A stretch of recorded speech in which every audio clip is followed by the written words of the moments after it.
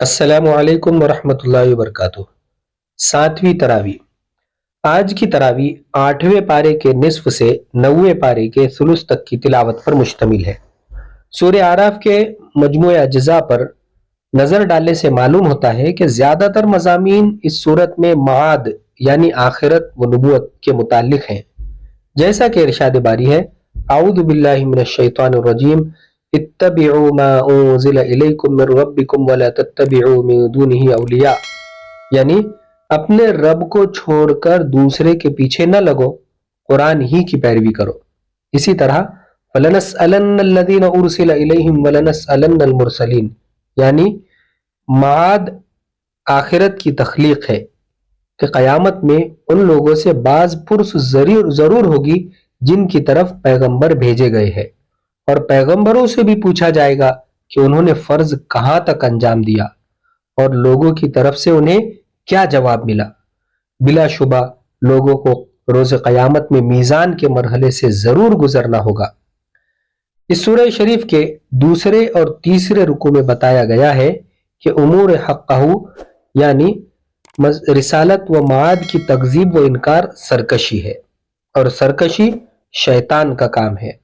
چنانچہ اس کی طرف اشارہ کرنے کے لیے قصہ شیطان کی عداوت کا بیان فرما کر اس سے احتیاط کی تاکید فرمائی گئی ہے۔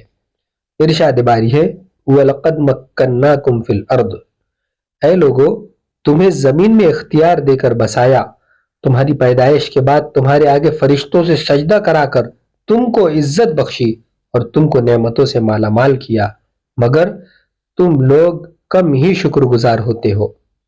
آگے فرمایا: اے اولاد آدم، اللہ تعالیٰ کی مقرر کردہ حدود سے تجاوز نہ کرو، اللہ حد سے بڑھنے والوں کو پسند نہیں کرتا۔ ارشاد باری ہے: انہ لا یحب المسرفین، اللہ تعالیٰ نے حرام کر دیے ہیں بے شرمی کے کام، خواہ وہ کھلے طور پر ہوں یا پوشیدہ طور پر ہوں، اور حرام ہے اللہ کے ساتھ کسی کو شریک کرنا، اور حرام ہے اللہ کا نام لے کر یا اللہ کی جانب منسوب کر کے کوئی ایسی بات کہنا جس کے متعلق تمہیں علم نہ ہو کہ وہ بات اللہ نے ارشاد فرمائی ہے۔ وَأَن تَقُولُوا عَلَى اللَّهِ مَا لَا تَعْلَمُونَ، آگے نافرمانوں کا ذکر فرماتے ہوئے ارشاد ہے کہ اللہ سے سرکشی کرنے والوں کا جنت میں داخلہ ایسا ہی ناممکن ہے جیسا اونٹ کا سوئی کے ناکے میں گزر جانا۔ ان الذين كذبوا بآياتنا واستكبروا عنها لا تفتح لهم ابواب السماء ولا يدخلون الجنة حتى يلج الجمل في سم الخياط، یعنی نیک لوگوں کے لیے جنت کی خوشخبری، لیکن نیک لوگوں کے لیے جنت کی خوشخبری ہے۔ اے لوگو تم اللہ کو پکارو خوف و امید کے ساتھ، یقیناً اللہ کی رحمت نیک لوگوں کے قریب ہے۔ ان رحمت اللہ قریب من المحسنین۔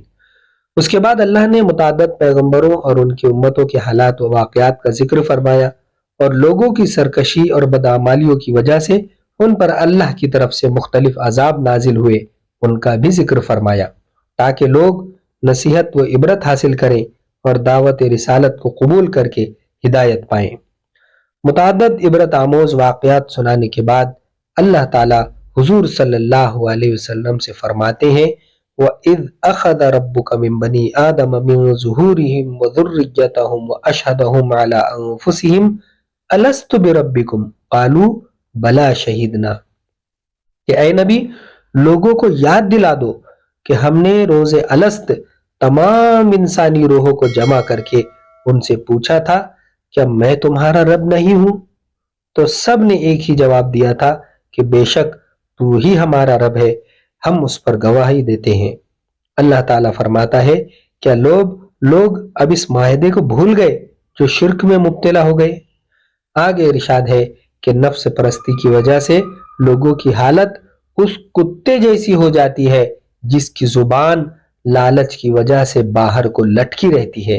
ارشاد باری ہے: فَمَثَلُهُ كَمَثَلِ الْكَلْبِ إِن تَحْمِلْ عَلَيْهِ يَلْهَثْ أَوْ تَتْرُكْهُ يَلْهَثْ، ایسے لوگوں کو اللہ نے جہنم کے لیے پیدا کیا ہے، کیونکہ ان کے پاس ایسے دل ہیں جن سے سمجھتے نہیں، اور آنکھیں ہیں مگر وہ راہ حق دیکھتے نہیں، اور ان کے پاس کان ہیں جن سے سنتے نہیں، وہ جانوروں کی طرح ہیں بلکہ ان سے بھی گئے گزرے ہیں۔ اللہ تعالیٰ حضور صلی اللہ علیہ وسلم سے ارشاد فرماتا ہے کہ منکرین آپ کو جادوگر اور مجنون کہے تو آپ اس کی کوئی پرواہ نہ کریں، آپ تو یہ فرما دیں کہ میں تو ایک خبردار کرنے والا ہوں اور جو میری بات مانے ان کو خوشخبری سنانے والا ہوں۔